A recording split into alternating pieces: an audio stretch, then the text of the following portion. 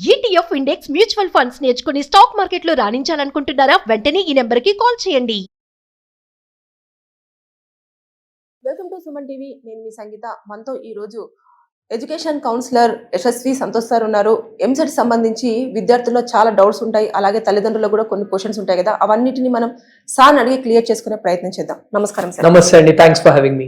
Sir, ఇప్పుడు NEET exam అనేది ఏమో చూస్తే కొన్ని ల్యాక్స్లలో రాస్తారు స్టూడెంట్స్. సీట్స్ ఏమో చాలా తక్కువ మందికి యాప్ట్ అవ్వడం జరుగుతూ ఉంటుంది.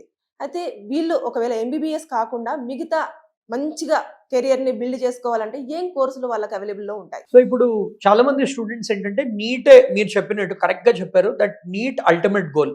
అంటే నీట్ లో ఎంబీబీఎస్ కట్ ఆఫ్ క్లియర్ చేస్తే మాత్రమే మేము ఎంబీబీఎస్ తీసుకుంటాం. బట్ అది కాకుండా ఏంటంటే చాలా ఆప్షన్స్ ఉన్నాయి which are very good. So ఇదివరకు అన్న ఆప్షన్స్ లేవు కూడా స్టూడెంట్స్కి, అండ్ మోస్ట్ ఆఫ్ ది స్టూడెంట్స్కి ఈ కోర్సెస్ మీద అవేర్నెస్ లేదు. ఒకటి ఏంటంటే ఎంబీబీఎస్ రాకపోతే వాళ్ళు ఫస్ట్ కన్సిడర్ చేయాల్సింది బీడీఎస్, అంటే డెంటల్. సో అది కూడా ఏంటంటే ఈ మధ్య లాస్ట్ ఫ్యూ ఇయర్స్ నుంచి దాని డిమాండ్ అనేది కొంచెం తగ్గింది. ఎందుకంటే ఎంట్రీ లెవెల్ జాబ్స్ వాటిల్లో కూడా, అంటే నేను కూడా ఎక్కడైనా డెంటిస్ట్కి వెళ్ళినప్పుడు వాళ్ళ శాలరీస్ అవి అడగడం నాకు అలవాటు. బికాస్ నేను కౌన్సిలర్ కాబట్టి I try to know the market. So వాళ్ళకి ఇప్పుడు 10,000 to 15,000 ఇస్తున్నారు అంతే శాలరీస్. సో దానివల్ల కొంచెం బీడీఎస్ అనేది తగ్గింది. బట్ అది కూడా మంచి కోర్సే. ఇప్పుడు ఫారెన్ లో వాటిల్లో వెళ్ళి చేస్తే వాళ్ళకి, సో ఫారెన్ లో ఏంటంటే డెంటిస్ట్ ని, డాక్టర్స్ ని, ఎంబీబీఎస్ వాళ్ళని ఇద్దరు డాక్టర్సే, ఇక్కడ కూడా ఇద్దరు డాక్టర్సే. ఇక్కడ ఏంటి, మన డెంటిస్ట్ అంటే కొంచెం యునో మన ఇంప్రెషన్ కొంచెం తగ్గుతుంది, ఆ డెంటిస్ట్ కదా, అక్కడ సేమ్ లెవెల్లో చూస్తారు. సో స్టిల్ ఫారెన్ లో ఆపర్చునిటీస్ అనేవి ఉన్నాయి. ఇక్కడ ఇప్పుడు కొంచెం డౌన్ టర్న్ ఉంది కానీ, బట్ స్టిల్ అది ఒక గుడ్ కోర్స్. సెకండ్ ఏంటంటే ఆయుష్ కోర్సెస్ అని ఉంటాయి. అదేంటంటే ఆయుర్వేద, యోగా, సిద్ధ, ఉనాని మెడిసిన్ అండ్ హోమియోపతి. సో అది ఆయుష్ ఫుల్ ఫామ్ అన్నమాట. సో ఈ కోర్సెస్ ఏంటి, ఆల్టర్నేటివ్ మెడిసిన్.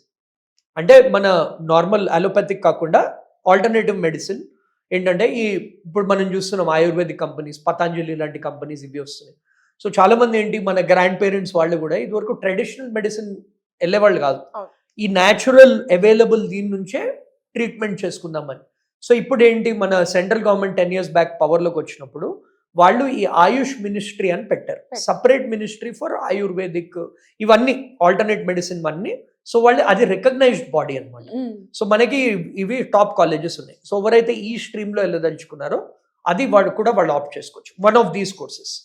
నెక్స్ట్ కోర్స్ ఏంటంటే, మనం నీట్ ఒకవేళ సరిగా రాకపోయినా కానీ ఎంసెట్లో ఒకవేళ మంచి స్కోర్ వస్తే, ఎంసెట్ బైపీసీలో మంచి స్కోర్ వస్తే BSc agriculture, veterinary science, 2 good options. BSc agriculture ఏంటంటే ఎవరైతే students want to get into agriculture related companies, మన seed companies, fertiliser companies, livestock companies, or వాళ్ళు గవర్నమెంట్ ఎగ్జామ్స్ రాసుకుని అగ్రికల్చర్ ఆఫీసర్ అయిదాం అనుకున్నా కానీ, ఆర్ అగ్రికల్చర్ డిపార్ట్మెంట్లో పనిచేద్దాం అనుకున్నా కానీ, ఈ బీఎస్సీ అగ్రికల్చర్ అనేది very good course. But again last 4-5 years నుంచి ఇది కొంచెం, లాస్ట్ 2-3 years యాక్చువల్లీ ఈ డిమాండ్ కొంచెం తగ్గింది. ఎందుకంటే మనం గవర్నమెంట్ జాబ్స్ మన తెలంగాణలో చూసుకున్నామంటే ఎక్కువ ఓపెనింగ్స్ రావట్లేదు. సో ఇది అంతా నోటిఫికేషన్ బట్టి ఉంటుంది అనమాట. మన టీజీ సెట్ నోటిఫికేషన్ లాగానే ఇది కూడా నోటిఫికేషన్ బట్టి జాబ్స్ ఉంటాయి, అవి కొన్ని తగ్గాయి. ఇది ఎందుకంటే చాలా ఫ్యాక్టర్స్ ఉంటాయి. ఏ గవర్నమెంట్ ఉంది, గవర్నమెంట్ చేంజ్ అయినప్పుడు ఒకవేళ ఎలక్షన్ ఇయర్ అంటే మనకి సడన్లీ పెరిగిపోతాయి. So it completely depends on కొంచెం లక్ ఫ్యాక్టర్ ఉంది. బట్ ఇది మంచిది, ఎందుకంటే ఇప్పుడు మన 80% స్టూడెంట్స్ ఎవరైతే ఉంటారో వాళ్ళకి ఫార్మర్స్ బ్యాక్గ్రౌండ్ ఉంది, అంటే వాళ్ళకి పొలాలు అవి ఉన్నాయి. సో అలాంటి స్టూడెంట్స్ ఇది ఆప్ట్ చేయొచ్చు, ఎందుకంటే వాళ్ళు జాబ్ చేసుకుంటూ వాళ్ళ పొలాలను కూడా వాళ్ళు ఇంప్రూవ్ చేసుకోవచ్చు. నెక్స్ట్ ఏంటంటే వెటర్నరీ సైన్స్. ఇప్పుడు మనం లాస్ట్ 4-5 years ట్రెండ్ చూసామంటే ఈ పెట్ మార్కెట్ అనేది $1 billion ఇండస్ట్రీ అయిపోయింది. ఇప్పుడు ప్రతి ఒక్క ఇంట్లో కూడా ఒక చిన్న కుక్క పిల్లి ఉంది, వాళ్ళని ఫ్యామిలీ మెంబర్స్ లా పెంచుతున్నారు. అండ్ వాళ్ళకు కూడా ఈ వెట్ డాక్టర్స్ కూడా, మాకు కూడా ఒక చిన్న కుక్క పిల్ల ఉంది, రీసెంట్లీ 1 year బ్యాక్ తెచ్చుకున్నాము. వెళ్ళి మేము ఏదైనా కన్సల్టేషన్ కి వాళ్ళు 500-600 రూపాయలు తీసుకుంటున్నారు. మనకు కూడా ఫీవర్ కోల్డ్ వస్తే అంతే సేమ్.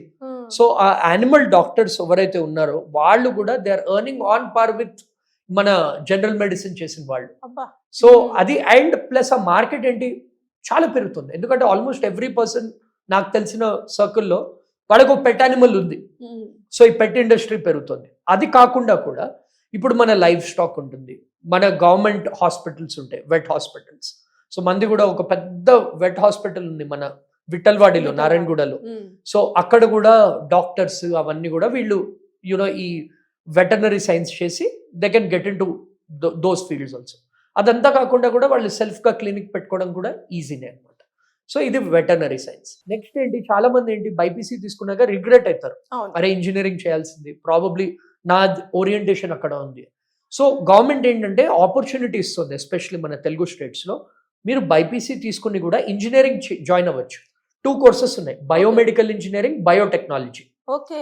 సో ఏంటంటే బయోటెక్నాలజీ ఇప్పుడు సిబిఐటీలో కొన్ని సీట్స్ వాళ్ళు బైపీసీ స్టూడెంట్స్ కి రిజర్వ్ చేస్తారనమాట. అంటే కొత్తగా వచ్చిందా సార్? ఫస్ట్ నుంచి ఉంది, స్టార్టింగ్ నుంచే ఉంది. అంటే అవేర్నెస్ లేదు అంటే. అవేర్నెస్ లేదు. ఓకే.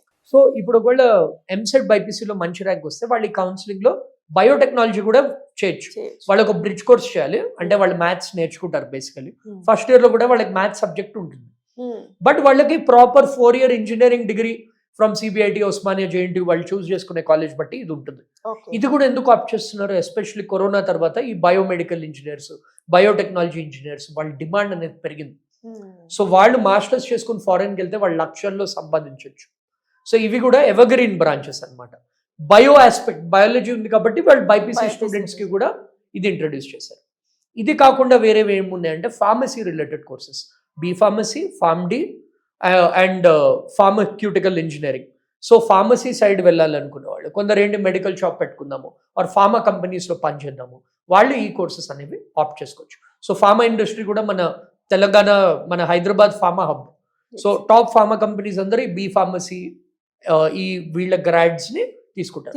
ఓన్లీ డిసడ్వాంటేజ్ ఏంటంటే పే స్కేల్ అంత లేదు, ఇంజనీర్స్ అంత లేదు ఫార్మసీ వాళ్ళు. సో వాళ్ళు డెఫినెట్లీ ఫారెన్కి వెళ్ళి మాస్టర్స్ చేసుకోవాలి ఇది తీసుకుంటే. ఇదంతా కాకుండా ఇంకో ట్రెండింగ్ బ్రాంచ్ ఏంటంటే ఈ మధ్య బీఎస్సీ నర్సింగ్. సో ఇప్పుడు మనకి top private hospitals, multi speciality hospitals ఇవి వస్తున్నాయి. సో నేను మొన్న రీసెంట్లీ మాకు తెలిసిన వాళ్ళు ఏఐజీలో అడ్మిట్ అయితే వెళ్ళాను. అక్కడ కూడా యాజ్ యూజువల్ నా అలవాటు ప్రకారం I use to talk to nurses అక్కడ. సో అండ్ ఇది అగైన్ ఇది ఒక మిస్కన్సెప్షన్ ఉంది, నర్సింగ్ అంటే ఓన్లీ అమ్మాయిలే చేయాలి, అబ్బాయిలు కూడా చేయొచ్చు ఆ కోర్స్. సో వాళ్ళని శాలరీస్ అడిగితే ఎంట్రీ లెవెల్ శాలరీస్ 35-40,000 ఉంది. This is one of the leading hospitals. So ఎందుకంటే నర్సెస్ కూడా కొందరు ఏంటి ఎంబీబీఎస్ మిస్ అయినా మాకు అదే ఫీల్డ్లో ఉండాలి, మేము పేషెంట్స్కి వాళ్ళకి హెల్ప్ చేయాలి. So nurses are the backbone of hospitals అనమాట. డాక్టర్స్ ఏంటి మేజర్ సర్జరీ చేసి వెళ్ళిపోతారు, మొత్తం పేషెంట్ కేర్, పేషెంట్కి మెడిసిన్స్ ఇవ్వడము ఇవన్నీ కూడా చేసేది నర్సెస్. సో అది కూడా రెస్పెక్టెడ్ ప్రొఫెషన్, శాలరీస్ కూడా కార్పొరేట్ లెవెల్ శాలరీస్లోనే ఉన్నాయి. సో దాన్ని కూడా డిమాండ్ పెరిగింది. సో ఆ కోర్స్ కూడా చేసుకోవచ్చు. ఇది కాకుండా ఏంటంటే physiotherapy, bachelor of physiotherapy and other paramedical courses కూడా వాళ్ళు, ఎనస్థీషియా ఇలాంటివి కూడా వాళ్ళు చేసుకోవచ్చు అనమాట. సో ఇన్ని ఆప్షన్స్ ఉన్నాయి స్టూడెంట్స్కి. ఇన్ని ఆప్షన్స్ ఉన్నా కూడా ఎంబీబీఎస్ మీదనే వాళ్ళు స్ట్రక్ అయిపోతున్నారు. అది రాకపోతే ఇంకా వేరే ఫర్దర్ గా వాళ్ళ వింగ్ వదిలేసుకొని వేరే వాటి వైపే ఎక్కువగా ఇంట్రెస్ట్ చూపిస్తూ కరెక్ట్. దానివల్ల కెరియర్ లో సరిగ్గా సెటిల్ అవ్వలేక కరెక్ట్ ఇబ్బందులు పడడం అనేది జరుగుతుందంటారు. కరెక్ట్. ఎందుకంటే ప్లాన్ బి లేదు. జనాలు ఏంటంటే ఎంబీబీఎస్ చేయాలి, 2 times long term, 3 times long term. ఇప్పుడు చూడండి ఎంబీబీఎస్ కూడా ఎలా అయిపోయిందంటే మన టైంలో ఎంబీబీఎస్ చేస్తే గ్రేట్, ఇప్పుడు ఎంబీబీఎస్ తాగట్లేదు, నీట్ పీజీ రాయాలి. నీట్ పీజీ మీరు కాంట్రవర్సీస్ చూస్తున్నారు, పేపర్లు పోస్ట్పోన్ అవ్వడము, రిజల్ట్స్ ఏదో రావడము, కోటా గురించి కోర్టులో కేసులు వెళ్ళడము. సో వాళ్ళు ఈ మంత్ నెక్స్ట్ మంత్ రాయాల్సింది వాళ్ళది మళ్ళీ పోస్ట్పోన్ అయింది ఎగ్జామ్. సో నీట్ పీజీ కూడా కాంపిటీషన్ ఎక్కువ, అంటే లక్షల నుంచి 1000 సెలెక్ట్ అవుతున్నారు. ఈ 1000 మధ్యలో కాంపిటీషన్ నీట్ పీజీకి. ఇప్పుడు ఒక 100 ఎంబీబీఎస్ సీట్స్ ఉంటే 10 పీజీ సీట్లు ఉన్నాయి అంతే. సో కాంపిటీషన్ కూడా ఎక్కువ. సో వాళ్ళు అందుకే స్టూడెంట్స్ ఏంటంటే కూల్గా స్మార్ట్గా ఆలోచించి ఎక్కడ వాళ్ళు తొందరగా సెటిల్ అవ్వగలుగుతారు అని కోర్సెస్ తీసుకోవాలి. Thank you so much.